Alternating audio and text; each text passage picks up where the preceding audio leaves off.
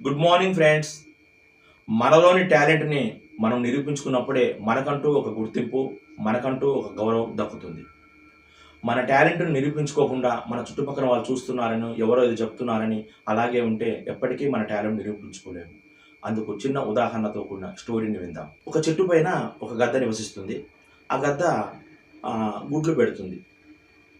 అదే సమయానికి ఆ చెట్టు కింద ఒక కోడి కూడా తను గుడ్లు పెడుతుంది. అనుకోకుండా గద్ద గుడ్డు ఒకటి జారి ఈ కోడి గుడ్లలో పడిపోతుంది. అలాగే కొద్ది రోజులకి కోడి గుడ్లు పొదుగుతుంది. పిల్లలు మొత్తం కూడా కలిసి తిరుగుతూ ఉంటాయి.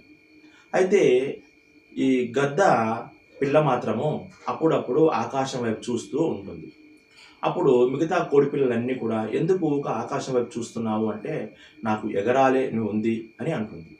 అందుకు ఆ కోడి పిల్లలు నవ్వుతూ, మనం ఎగరలేము కదా, ఎగిరినా ఒక అడుగు 2 అడుగులు మాత్రమే ఎగరగలము, మనం ఎగరలేము కదా అని అంటుంది. ఆ గద్ద పిల్ల కూడా అలాగే కోడి పిల్లలతో పాటు కొద్ది కాలం జీవిస్తుంది, తర్వాత మరణిస్తుంది. కానీ ఇందులో విషయం ఏంటంటే, ఆ గద్ద పిల్ల తను ఒక్కసారి రెక్కలు పెద్దవి చేసి ఎగిరి ఉంటే ఆకాశంలోకి ఎగిరేది, ఆకాశం వరకు ఎగిరే గల గొప్ప అనుభూతి పొందేది.